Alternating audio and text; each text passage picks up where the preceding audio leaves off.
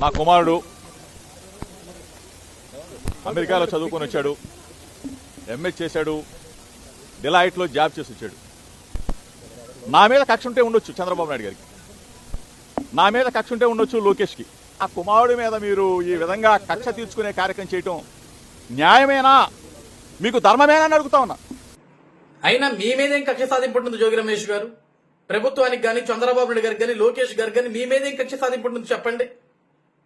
మీరు ఎంత మృదు స్వభావి, ఎంత మంచోళ్ళు, ఎంత స్నేహశీలంగా ఉంటారు, ఎంత అద్భుతంగా మాట్లాడతారు. గతంలో మీరు మంత్రిగా పరిపాలించిన తీరు మేము చూశాం. గతంలో మీరు ఎమ్మెల్యేగా ఉన్నప్పుడు చంద్రబాబు నాయుడు గారిని ప్రశ్నించడానికి చంద్రబాబు నాయుడు ఇంటి మీదకి ఏ విధంగా వీరోచిత పోరాటం చేశారో మేము చూశాం. మీ పోరాటం చూసే కదా ఆ రోజు మీ నాయకుడు వైఎస్ జగన్మోహన్ రెడ్డి మీకు మంత్రి పదవిని కేటాయించింది. మీరు చాలా మంచి వాళ్ళండి. మీ మీద కక్ష సాధింపు మాకేముంటుంది చెప్పండి జోగి రమేష్ గారు.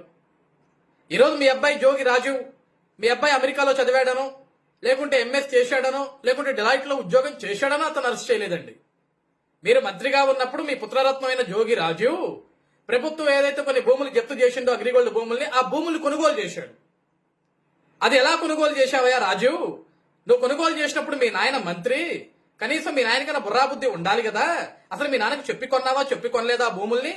కనీసం మీ నాన్నకు నువ్వు చెప్పి కొనుంటే ఆపాలి కదా. ఆపకుండా ఏ విధంగా నీతోటి భూములు కొనించి ఈ రోజు నిన్ను ఈ విధంగా జైలుకు పోయేలాగా చేశాడు అని అడిగేదానికి ఈ రోజు అధికారులు అరెస్ట్ చేశారు తప్ప మీ మీదనో మీ అబ్బాయి మీదనో ప్రభుత్వానికి కక్ష సాధింపు ఏముంటుంది జోగి రమేష్ గారు? అసలు ప్రభుత్వాలు ఎక్కడైనా కక్ష సాధింపు రాజకీయాలు చేస్తాయా? 2019 నుంచి 2024 వరకు మీరు మంత్రిగా ఉన్నప్పుడు కానీ, మీ నాయకుడు ముఖ్యమంత్రిగా ఉన్నప్పుడు కానీ ఎక్కడైనా కక్ష సాధింపు రాజకీయాలు చేశారా? చెప్పండి. చట్టం తన పని తాను చేసుకుంటూ పోతుంది అని మీరు అదే చెప్పారు, మీ నాయకుడు అదే చెప్పాడు కదా ఆ రోజు. ఈ రోజు అదే చట్టం తన పని తాను చేసుకుంటూ పోతుంది.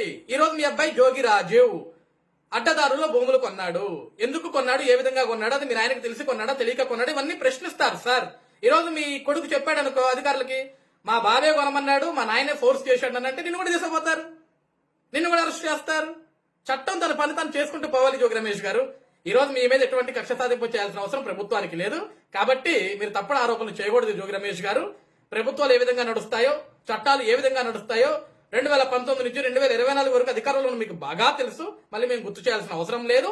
కాబట్టి ఈ రోజు నేను ఒక గౌడ కులస్తుణ్ణి, ఒక బీసీ కులస్తుణ్ణి అని కులాన్ని అడ్డం పెట్టుకొని కుల రాజకీయాలు చేయడానికి ఒక నీచ సంస్కృతిని తీసుకురా మాకు. మీ అబ్బాయి భూములు దోచాడా, దోస్తే శిక్షించబడతాడు. మీ అబ్బాయి నీతి పద్ధతిలోని భూములు కొన్నాడా, అలా కొంటే ఏ శిక్ష పడదు, బయటకు వస్తాడు హ్యాపీగా. మీ ఇంటికి వచ్చి నువ్వు పెట్టే బిర్యానీ తిని పడుకుంటాడు. ఓకేనా? Be happy.